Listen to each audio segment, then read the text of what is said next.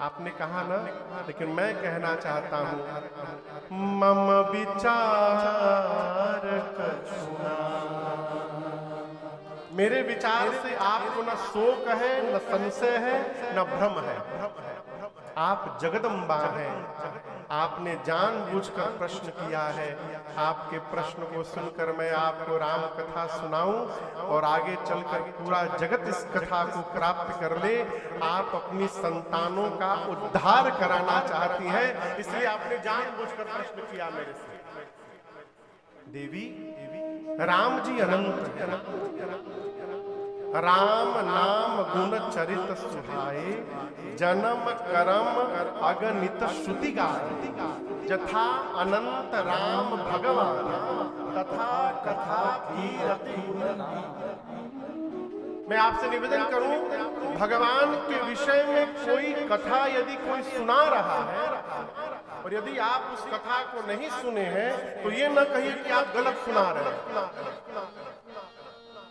हो सकता है किसी लीला अवतार में वैसी कथा हो गई हो। मैं आपको एक प्रसंग सुनाऊं। दक्षिण भारत के एक महात्मा, कहां के? दक्षिण भारत। वो भगवान की कथा को पढ़ने के बड़े रसिक पाठक थे। उनका एक ही काम था, सवेरे संध्या करके और परिवार के दायित्व से उपरती प्राप्त कर चुके थे, बच्चे संभाल रहे थे सब, वो सुबह उठ जाते थे, संध्या करके भगवान की कथा पढ़ना प्रारंभ करते। लेकिन समस्या कहां थी? जैसे अयोध्या कांड में पहुंचते थे और राम जी के वनवास की कथा प्रारंभ होती थी, वो रोना प्रारंभ कर देते थे। अब घंटों रोते थे, उसके आगे बढ़ ही नहीं पाते थे। अब पढ़े बिना रह भी नहीं पाते थे और पढ़ भी नहीं पाते थे। एक बार क्या हुआ कि पुस्तक खोलकर 10 दिनों तक निरंतर रोते रहे। पुस्तक खोले हैं, भगवान श्री राम वन जा रहे हैं और उस प्रसंग पर उनकी आंखें धर धर बह रही। 10 दिनों से न उठे, न खाए, न सोए, केवल रोए जा रहे हैं। छोड़ने का मन नहीं हो रहा है, आगे पढ़ा नहीं जा रहा है। उनकी इस स्थिति को देख करके स्वयं साक्षात श्री रघुनाथ जी उनके सन्मुख प्रकट हो गए। भगवान साक्षात प्रकट हो गए। भगवान को भी देखकर वो उतने प्रसन्न नहीं हो गए। राम जी पूछे, क्या हुआ? मैं स्वयं आया हूं। महात्मा ने कहा, प्रभु क्षमा करिएगा, मैं आपसे अधिक प्रेम आपकी कथा को करता हूं। मैं आपके बिना रह सकता हूं, आपकी कथा के बिना नहीं रह सकता। तो भगवान ने पूछा, फिर समस्या क्या? आप तो पढ़ ही रहे हैं। बोले, प्रभु मैं आपकी वनवास की कथा बर्दाश्त नहीं कर पाता। क्या आप तो हर कल्प में अवतार लेते हैं प्रभु, क्या किसी कल्प में ऐसी घटना घटी है कि आप बिना बन गए रावण को मार दिए? तब राम जी ने कहा, एक कल्प में ऐसी घटना घटी है, उस कल्प में मेरा वनवास नहीं हुआ, मैं बिना बन गए रावण का अंत कर दिया। महात्मा ने पांव पकड़ के कहा, प्रभु मुझे उसी कल्प की कथा प्रदान करिए प्रभु, मुझे ये नहीं पता। तब राम जी अपने दाहिने पांव के अंगुष्ठ से धरा को दबाए और एक वृक्ष प्रकट हुआ और उस वृक्ष के हर पत्ते के ऊपर भगवान का एक चरित्र लिखा हुआ है। राम जी अंतर ध्यान हुए, महात्मा सारे पत्तों को उतारे, उनको क्रम में बिछाए और जो जो लिखा था उसी को ग्रंथ बनाए। आज भी दक्षिण भारत में वो पुस्तक चलता है और उसमें केवल भगवान के बाल लीलाओं का ही वर्णन। तो यदि कोई भगवान के विषय में कोई कथा सुनाए तो आप ये नहीं कह सकते कि वो गलत है। राम जी अनंत है, राम जी की कथा अनंत है। जथा अनंत राम भगवाना, तथा कथा की रति गुण। शंकर भगवान ने कहा, देवी आपने कथा पूछी, मैं अवश्य सुनाऊंगा, लेकिन एक बात आपसे कहनी है भवानी। यद्यपि मैं जानता हूं कि आपने मोह में आकर के ये बात कह दी, लेकिन आपके मुख से ये बात शोभा नहीं दे रही। मां ने कहा, प्रभु मैंने ऐसा क्या कह दिया? शंकर जी बोले, आपने कहा कि राम जी कोई और है। आपने कह कैसे दिया? राम जी पर संशय वो करेगा जो अधम होगा, जिसको मोह और पिशाच ने जिसकी मति को पकड़ लिया होगा, जो धर्म से विमुख होगा, जो सत्य सत्य नहीं जानता, वो कह सकता है राम जी कोई और है। मुकुर मलिन और नयन विहीना राम रूप देखै विधिना।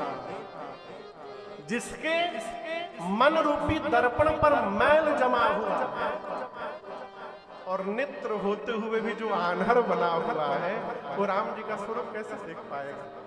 देवी, आपने कहा कि सगुण निर्गुण, ये दोनों दो एक कैसे हो गए? निर्गुण भगवान सगुण कैसे हो गए? आपका ये प्रश्न था ना देवी। सगुण और निर्गुण दो नहीं है, दोनों एक है। शंकर जी कहते हैं सगुण ही अगुण ही नहीं कछु देता, सगुण ही अगुण ही नहीं कछु देता। गावहि मुनि पुराण बोध वेदा, गावहि मुनि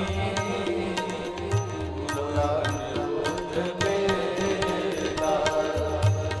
अगुना अरूपा अलख आज जोई, अगुना अरूपा अलख आज जोई। केवल भगत प्रेम बस सगुण सोई,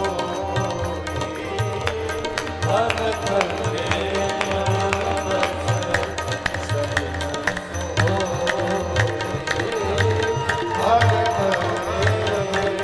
बस